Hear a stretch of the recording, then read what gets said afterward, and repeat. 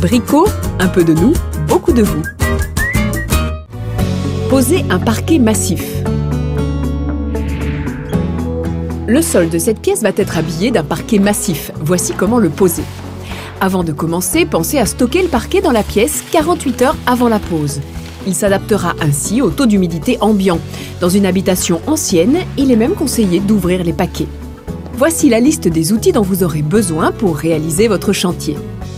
Du parquet, un cutter, un balai, un mètre, un crayon, un 7 cordeaux traceur, un tournevis, des tréteaux, une équerre, des lunettes de protection, une scie circulaire, de la colle, une spatule, une cale de frappe, des cales, un marteau, une scie sauteuse.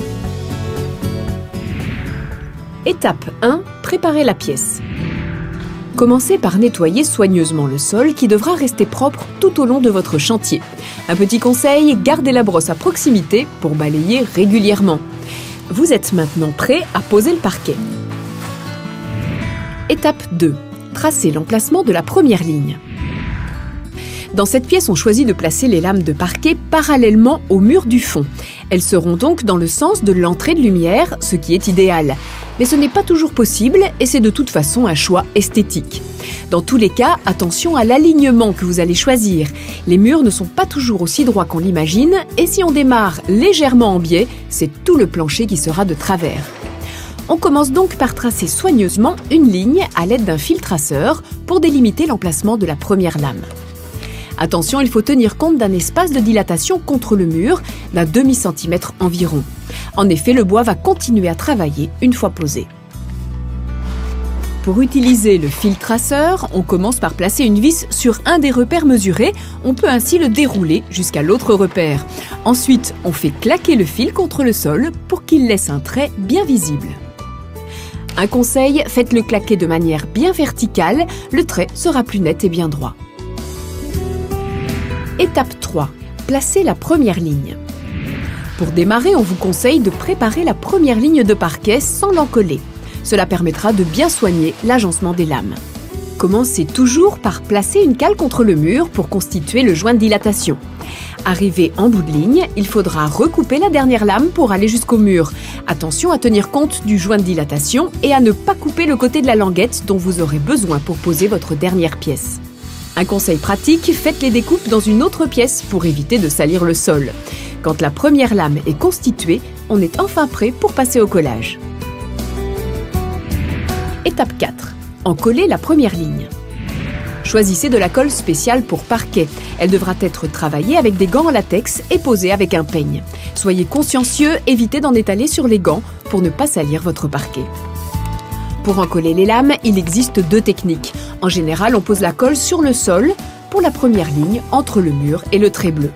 Attention à ne pas recouvrir le trait, il faut pouvoir le voir pour placer précisément les lames. Ne pas oublier de poser les cales contre le mur, elles éviteront que les planches ne bougent par la suite. Tapotez sur les planches pour les coller. Deuxième technique, il est aussi possible de poser la colle directement sur la lame, mais c'est plus long. La première ligne est posée, on peut continuer.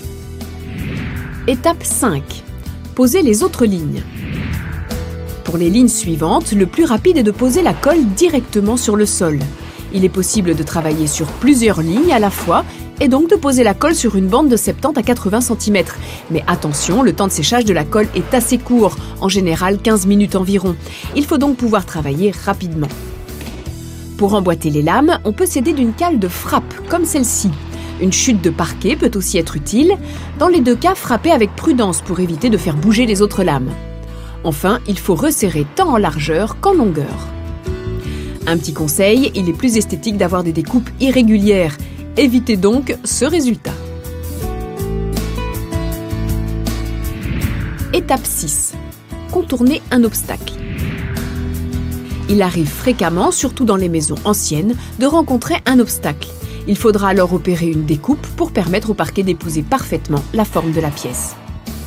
Dans ce cas-ci, il faudra être attentif à ne pas mettre de la colle sur le caisson. Et comme pour les autres lames, n'oubliez pas de laisser le joint de dilatation. Étape 7. Finition.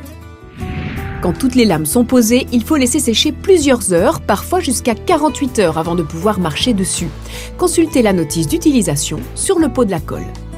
C'est seulement quand la colle sera bien sèche que vous pourrez poser les plinthes et traiter le parquet, mais ça, c'est pour un autre chapitre.